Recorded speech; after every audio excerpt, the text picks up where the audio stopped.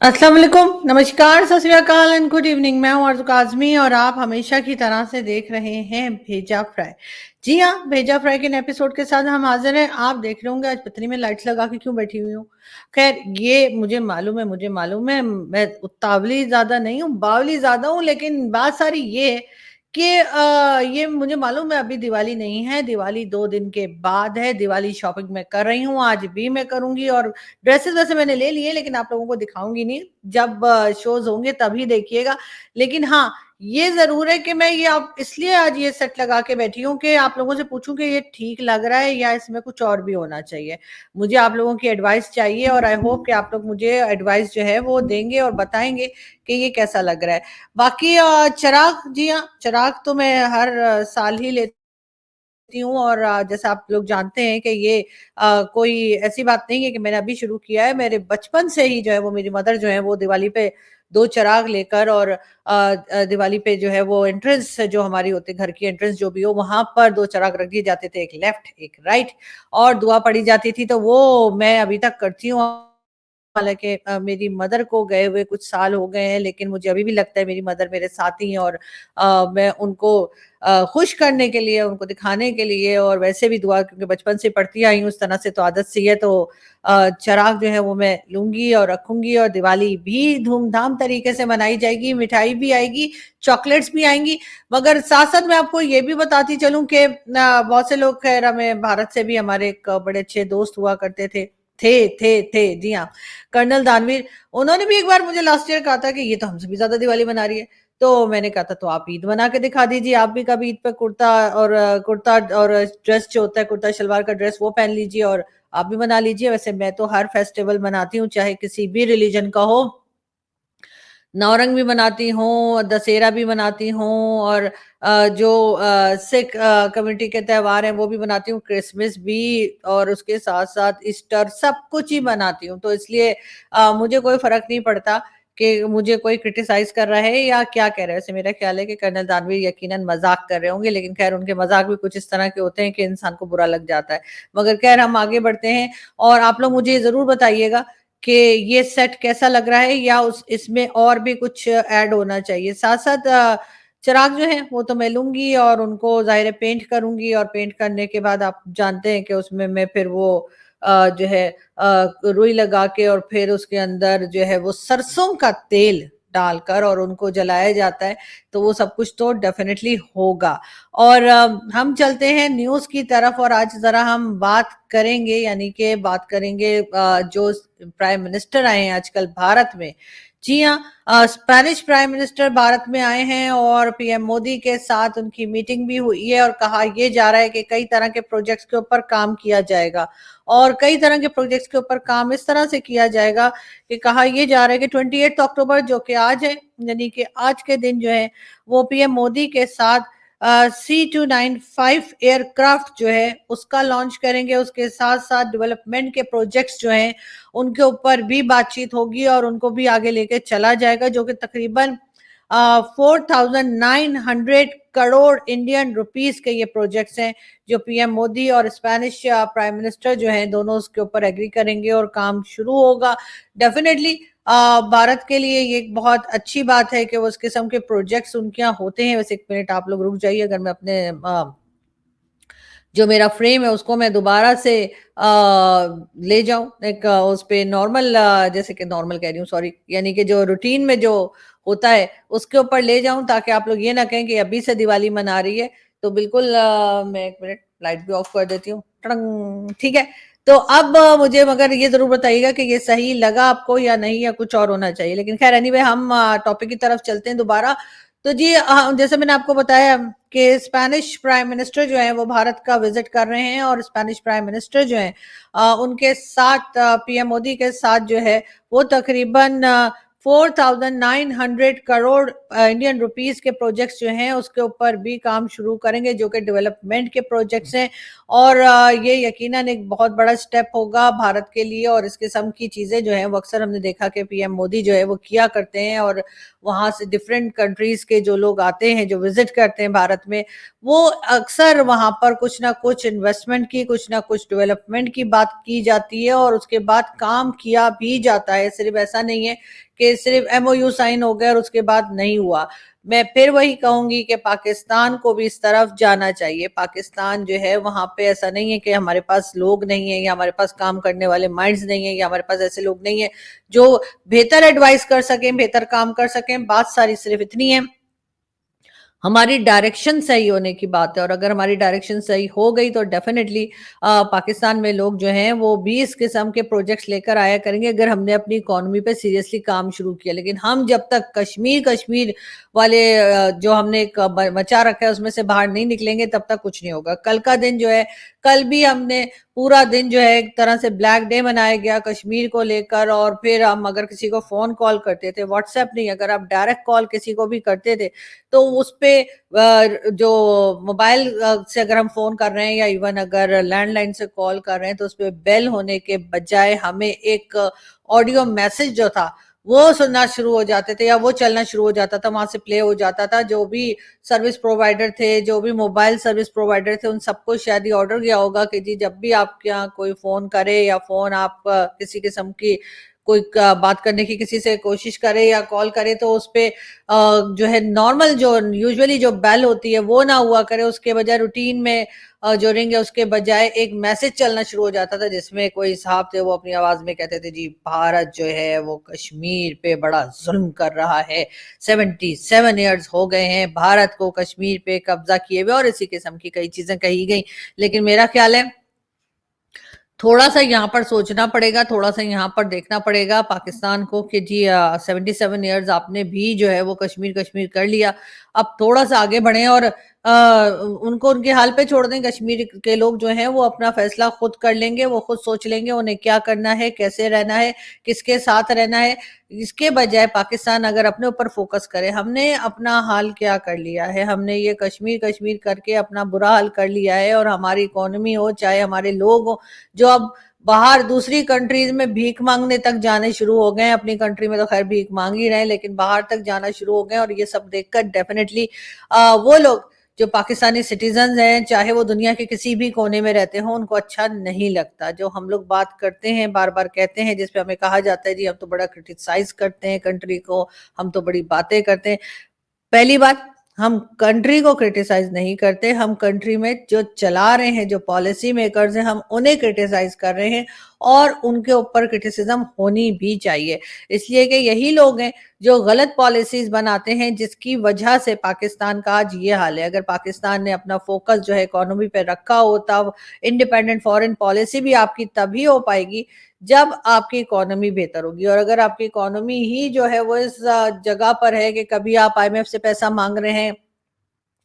कभी आप world bank के सामने खड़े हैं, कभी आप सऊदी अरब जा रहे हैं या कभी किसी और कंट्री से कह रहे हैं तो फिर यही हाल होगा। कई लोगों ने कहा कि जी ब्रिक्स के अंदर भारत ने पाकिस्तान को नहीं आने दिया, ब्रिक्स के अंदर जो है वो टर्की को भी भारत ने नहीं आने दिया, इस किस्म के एलिगेशंस भी लगाए जा रहे हैं और बात की जा रही है कि जी दोनों कंट्रीज जो है वो एक दूसरे के साथ क्योंकि बहुत ज्यादा दिखाई देते हैं, बहुत ज्यादा साथ देते दिखाई देते हैं, यानी कि टर्की जो है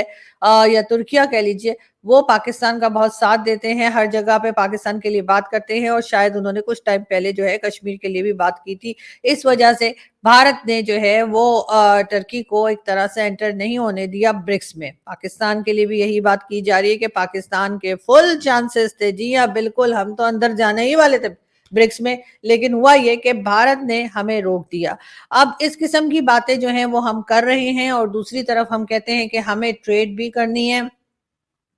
भारत के साथ हमें टर्म्स बेहतर करने, भारत के साथ हमें वीजा पॉलिसी जो है वो बेहतर करनी है। लेकिन एक तरफ हम भारत के ऊपर इस किस्म की बातें भी कर रहे हैं। लेकिन सबसे बड़ी बात ये, चले मैंने मान लिया, मैं मान लेती हूँ भारत क्योंकि हमें हर जगह से रोकता है, भारत हमें हर जगह जो है नहीं आने देता है किसी भी जगह, तो उसने ब्रिक्स में भी हमें रोक दिया। अगर उसका बस चलता तो हो सकता है वो हमें एससीओ से भी बाहर निकाल देता। मान लिया, जो लोग ये बात कर रहे हैं मैं उनकी बात मान लेती हूँ। लेकिन ये तो बताइए कि आप ब्रिक्स में जाके करते क्या, आपने अपनी पोजीशन क्या बनाई है जिसके लिए लोग ये सोचें कि आपको ब्रिक्स में लाया जाए। ब्रिक्स में जाकर भी आपने अगर कश्मीर कश्मीर ही करना था तो वो तो आप बाहर बैठकर भी कर रहे हैं और उसके बाद ना तो आप किसी कश्मीरी को अगर पूछें तो वो आपसे खुश नहीं है। आपने अभी देखा फारूक अब्दुल्ला साहब जो कि पहले बहुत ज़्यादा पाकिस्तान का गाना गाया करते थे और कहते थे बात होनी चाहिए, तो वैसे वो बात ठीक करते थे, पाकिस्तान से बात तो होनी चाहिए। लेकिन उन्होंने साथ-साथ ये भी कह दिया है कि कश्मीर जो है पाकिस्तान का हिस्सा नहीं बनेगा।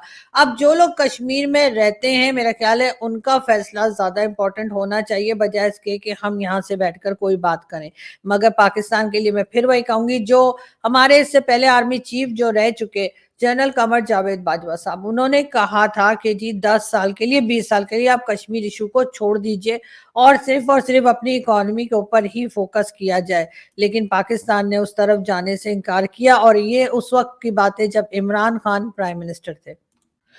तो जब इमरान खान प्राइम मिनिस्टर थे तो इमरान खान साहब ने इस बात से इनकार किया। ये कहा जाता है कि जी इमरान खान ने कहा कि नहीं, हम कश्मीर इशू को जो है वो साइड पे नहीं रख सकते और हमें कश्मीर पे ही बात करते रहनी है और उसके अलावा भारत से बात नहीं होगी। लेकिन बहरहाल इस वक्त जो हालत है कि हम जिस तरह से परेशानी देख रहे हैं वो सभी के सामने है। नवाज शरीफ साहब ने भी कहा अभी रिसेंटली जो एससीओ मीटिंग में जो इंडियन मीडिया पाकिस्तान आया था उससे भी नवाज शरीफ साहब की यही बात हुई है कि जी उनको अफसोस है कि पाकिस्तान और भारत के टर्म्स आपस में बेहतर नहीं हो सके। उनका ये भी कहना था नवाज शरीफ साहब का कि जैसे वो हमेशा ही कहते हैं कि कारगिल को वो सपोर्ट नहीं करते। खैर कारगिल वॉर को नवाज शरीफ साहब तो क्या कोई भी सपोर्ट नहीं करता। लेकिन साथ साथ मैं आपको, जब नवाज शरीफ साहब की ही बात हुई है तो ये भी बता दूंगे, नवाज शरीफ साहब जो है पहले दुबई गए और फिर दुबई से वो लंदन के लिए रवाना हो गए हैं। अब कहा यही जा रहा है कि वहां पर उनके कुछ मेडिकल चेकअप्स हैं जिसकी वजह से वो वहां गए हैं। लेकिन मुझे कोई ये भी बता रहा था कि एयरपोर्ट पे इमरान खान के सपोर्टर्स पहुंच गए दुबई भी और उसके साथ साथ लंदन भी, और वहां पर काफी हंगामा रहा है, काफी शोर मचाया गया है, उनके ऊपर आवाजें कसी गई हैं। मेरे ख्याल ऐसा नहीं होना चाहिए। लेकिन मरियम नवाज जो अक्सर दावे किया करती हैं कि जी हमने तो यहाँ पर मेडिकल फैसिलिटीज जो हैं बहुत अच्छी कर ली हैं, यानी कि पंजाब में जो मेडिकल फैसिलिटीज हैं वो बहुत अच्छी हो गई हैं कि अब तो केपी के और दूसरे कई इलाकों के लोग जो हैं वो पंजाब में ट्रीटमेंट के लिए आना पसंद करते हैं। उनसे मुझे ये पूछना था कि मैडम अगर ऐसा ही है तो आपके अब्बा जी किस लिए लंदन चले गए? अब्बा जी से भी कहना था ना कि यहीं पे ट्रीटमेंट करवा लें। लेकिन अगर आपको किसी मेडिकल ट्रीटमेंट की जरूरत होती है, आपके अब्बा जी को होती है, आपके चाचू यानी कि शहबाज शरीफ साहब या आपकी फैमिली के किसी भी मेंबर को, तो आप लोग लंदन या अमेरिका क्यों चले जाते हैं? आप लोग यहाँ पर क्यों मेडिकल फैसिलिटीज नहीं लेते? इमरान खान साहब भी आए जब प्राइम मिनिस्टर बनकर, तो उन्होंने भी जी मेडिकल हॉस्पिटल और इस किस्म की चीजें, कभी मेडिकल यूनिवर्सिटी और कॉलेज की बात की। लेकिन जो एक हेल्थ सेक्टर में जो एक स्टैंडर्ड होना चाहिए उसको वो भी नहीं कर सके। अगर पाकिस्तान में कोई भी बीमार पड़ जाए तो वो कहते हैं जी हमें जीएचक्यू ले जाइए। जी हाँ, जीएचक्यू जो कि फौज के अंडर है, जो कि फौज का हॉस्पिटल है, वहां पे लोग जाना पसंद करते हैं। और बहुत से लोगों का ये भी कहना है कि क्योंकि भाई लोग ने अपनी हर चीज को, चाहे वो स्कूल कॉलेज हो, चाहे हॉस्पिटल हो, चाहे वो मक्खन ही क्यों ना हो, या वो प्रोडक्ट्स जो ये बनाते हैं उसकी क्वालिटी इतनी बेहतर कर दी है और बाकी लोगों की इतनी खराब हो चुकी है क्वालिटी, काम की भी और चीजों की भी, प्रोडक्ट्स की भी, कि कोई लेना पसंद नहीं करता। ऐसा होना नहीं चाहिए किसी भी कंट्री में। और जो मेडिकल फैसिलिटीज की बात हम कर रहे हैं तो आज फिर टीवी चैनल्स पे और कई जगह बताया जा रहा था कि पोलियो केसेस बढ़ते जा रहे हैं इस साल में, यानी साल खत्म होने जा रहा है, कुछ ही दिनों में नवंबर शुरू हो जाएगा और इस साल भी तकरीबन 40 के करीब पोलियो केसेस पाकिस्तान में निकले हैं। यानी अभी तक जो रिपोर्ट किए गए हैं, ऐसे भी बहुत से केसेस होंगे जो रिपोर्ट ही नहीं किए गए होंगे, और वो बच्चे बेचारे मासूम बच्चे जो हैं वो पूरी जिंदगी पैरालाइज होकर अपनी जिंदगी गुजारेंगे। ये वो कंट्री है कि जहां पर ये तो कहा जाता है कि जी हम बड़ी पीसफुल कंट्री है, हम तो सबके लिए बड़ा अच्छा सोचते हैं, लेकिन यहाँ पर पोलियो वर्कर्स को गोली क्यों मारी जाती है? क्या कोई मुझे बता सकेगा कि वो पोलियो वर्कर्स जो बेचारे घर घर जाके बच्चों का पूछ के कि जी आपके घर में कोई बच्चा है जिसको पोलियो की ड्रॉप्स देनी हो, उनका पता करते हैं और वो ड्रॉप्स वहां तक पहुंचाते हैं, उन पोलियो वर्कर्स को पाकिस्तान में सालों से गोलियां मारी जा रही हैं। मगर इस बारे में ना तो कोई बात करता है, ना कोई इस चीज को सही करने की कोशिश करता है। 2-4 दिन अफसोस के होते हैं जो कि मीडिया भी कर देता है, बाकी लोग भी कर देते हैं, लेकिन उसके बाद इस इशू को हैंडल कैसे करना है, इस इशू को खत्म कैसे करना है और लोगों में ये अवेयरनेस कैसे लानी है कि पोलियो वर्कर्स आपके दुश्मन नहीं हैं, पोलियो वर्कर्स आपकी मदद के लिए हैं, आपके बच्चों को बचाने के लिए हैं, आपके बच्चों की ज़िंदगी को बेहतर बनाने के लिए हैं। ये बात न जाने हमारे लोग कब समझेंगे। यकीनन उसके लिए कोई वर्कशॉप होनी चाहिए, कोई ऐसी चीज़ होनी चाहिए जो जिससे कि लोगों में अवेयरनेस आए, वरना हमारे यहाँ तो यही चीज़ चलती आ रही है कि जी ये तो यहूदियों का बनाया हुआ है, इससे तो हमारे बच्चों को नुकसान हो जाएगा, और इसी किस्म की चीज़ें जो हैं वो पाकिस्तान में बात की जाती है। पाकिस्तान में पॉपुलेशन भी एक बहुत बड़ा इश्यू है, जिसके ऊपर कोई बात नहीं करता। अगर कोई टीवी कमर्शियल्स वगैरह 1-2 साल पहले चलाए गए थे, तो 2 दिन में ही मुल्ला मौलवियों ने बंद करवा दिए कि जी ये तो बिल्कुल ही गलत है, और जो रिलीजन है वो इसकी इजाज़त नहीं देता, यानी रिलीजन इसकी इजाज़त देता है कि आप बच्चे पे बच्चे पैदा किए जाएँ और उसके बाद उन बच्चों को भीख माँगने के लिए या क्रिमिनल बनने के लिए आप बाहर छोड़ दें। ऐसा तो नहीं कहा, लेकिन बहरहाल हमारे लोगों को कौन समझाए, इनकी अपनी एक सोच है और उसी को लेकर चलते हैं। और यही वजह है कि चाहे कोई भी गवर्नमेंट हो, चाहे नवाज शरीफ साहब आ जाएं, चाहे इमरान खान साहब आ जाएं, या आसिफ अली जरदारी साहब, किसी की भी गवर्नमेंट आ जाए, इवन अगर भाई लोग आ जाए, वो भी जितनी भी पब्लिक है उसको ना तो जॉब्स दे सकते हैं, ना हेल्थ सेक्टर में कुछ कर सकते हैं, ना एजुकेशन सेक्टर में कुछ किया जा सकता है। हाँ, एजुकेशन सेक्टर में हम ज्यादा से ज्यादा स्टैंडर्ड बेटर कर सकते हैं, और जो बुक्स हैं जिसमें कि हेट स्पीच और इस किस्म की चीज़ें सिखाई जाती हैं, उनको ज़रूर चेंज कर सकते हैं। लेकिन हर एक को ऐसी जगह मिल जाए या हर एक को एजुकेशन सेंटर में या स्कूल में एडमिशन मिल जाए, वो नहीं कर सकते। उसकी एक बहुत बड़ी रीज़न जो है वो पॉपुलेशन है, जो कि बहुत खौफनाक तरीके से पाकिस्तान में बढ़ती चली जा रही है, और उस तरफ कोई भी ध्यान नहीं दे रहा, और कोई भी नहीं सोच रहा कि आखिर ये क्या हो रहा है और किस तरह से इसको रोका जाए। वरना जो लोगों के पास जो हमारे रिसोर्सेज हैं, जो हमारे पास जितना आटा है, जो हम अक्सर लोग ताने मारते हैं कि जी आप आटे की लाइन में लगे, तो जी आटे की लाइन हो या कुछ भी हो, वो देखकर आपको पता लग जाता है कि पाकिस्तान में जो लोग हैं उनकी गरीबी किस हाल पे है, और लोगों की तादाद या लोग किस तादाद में बढ़ते चले जा रहे हैं। वो सब देखते हुए डेफिनेटली पाकिस्तान को इस तरफ सोचना होगा, पाकिस्तान के हुक्मरानों को इस तरफ देखना होगा कि कैसे जो है वो अपने जो बच्चे हैं, बच्चे घर में कम रखिए। और यानी कि बच्चे 2 ही अच्छे पहले बताया जाता था, लेकिन अब तो पता नहीं, वो जो हमारे एक टीवी एक्टर कोई आए थे, उनसे भी पूछा गया कि जी आप तो उस साइड में काम करते हैं कि बच्चे 2 ही अच्छे हैं, आपके खुद के तो 5 बच्चे हैं, तो उन्होंने कहा उनमें से 2 ही अच्छे हैं। तो अब इस किस्म के लोग अगर होंगे, इस तरह के मजाक चलेंगे, तो फिर पाकिस्तान का यही हाल होगा जो है। और हमारे इर्द गिर्द रहने वाले जितने भी कंट्रीज हैं, वो हमसे आगे जाती जा रही हैं, हमसे बेहतर रह रहे हैं, और इसी वजह से शायद हमारी यहाँ फ्रस्ट्रेशन भी ज्यादा बढ़ गई है, लोग लड़ना भी ज्यादा शुरू हो गए हैं, लोग एक दूसरे के खिलाफ बोलना भी ज्यादा शुरू हो गए हैं। और उसकी मेन रीजन यही है कि लोगों में ये जो फ्रस्ट्रेशन है, ये जो परेशानी है कि हमने घर कैसे चलाना है, यूटिलिटी का बिल कैसे देना है, उस तरफ कोई नहीं देख रहा। सब एक दूसरे को मार काट के, किसी तरीके से लोगों को एक दूसरे को नुकसान पहुंचा के आगे बढ़ने की कोशिश कर रहे हैं। ऐसा कोई आपको बहुत कम दिखेंगे जो किसी की मदद करते हों या किसी का काम में आगे बढ़ने में मदद कर रहे हों। ज्यादातर लोग आपको ऐसे ही मिलेंगे जो आपका नुकसान कर रहे होंगे, चाहे आपको सोशल मीडिया पे बुरा भला कह रहे हो, चाहे आपको यूट्यूब पे बैठ के गालियां सुना रहे हो, या कुछ भी कर रहे हो। और उसकी मेन रीजन यही है कि चाहे वो उनका मगर पाकिस्तानी होना ज़रूरी है, चाहे वो पाकिस्तान के अंदर बैठे हों या पाकिस्तान से बाहर बैठे हों, उनको फ्रस्ट्रेशन है, और जॉब्स जो हैं वो कम होती जा रही हैं। और सिर्फ पाकिस्तान में ही नहीं, पूरी दुनिया में, अगर आप यूरोप देख लें, आप इंग्लैंड देख लें, आप अमेरिका चले जाएं, आप दुनिया के किसी भी कंट्री में चले जाएं, वहां पे जॉब्स जो हैं वो कम होती चली जा रही हैं, और लोग जो हैं वो बढ़ते चले जा रहे हैं। और उसकी मेन रीजन यही है कि हमारे एशिया के लोग भी जो हैं वो उठ उठ के हिंदुस्तान, पाकिस्तान और कई दूसरी कंट्रीज के लोग भी जो हैं वो डिफरेंट कंट्रीज में पहुंचे हैं, और जाहिर है वहां पे भी पॉपुलेशन जो है वो बढ़ गई है। अब हिंदुस्तान के लोग तो बहुत जगह पर ऐसा है कि काफी काबिल किस्म के होते हैं, और कुछ सीख कर कुछ पढ़कर गए होते हैं। खैर पाकिस्तानी भी ऐसे हैं, मैं ये नहीं कह रही कि पाकिस्तानी नहीं होते, कुछ पाकिस्तानी भी डेफिनेटली ऐसे होते हैं जिनके जो कुछ ना कुछ क्वालिफाइड होते हैं, जो कुछ ना कुछ ऐसा पढ़ लिख के गए होते हैं जिसकी दुनिया को जरूरत होती है। लेकिन अक्सर ऐसे भी हैं जो बस वहां पर रह रहे हैं, मगर उन्हें काम काज कोई नहीं है। तो फिर ऐसी सूरत में वो दूसरों के ऊपर अटैक करना, दूसरों को कुछ उल्टा सुल्टा बोलना, इस तरह से अपनी फ्रस्ट्रेशन निकाल रहे हैं कि आखिर करें तो क्या करें। मगर definitely coming back to the main topic के, जो स्पेनिश प्राइम मिनिस्टर जो है भारत पहुंचे हैं आज, और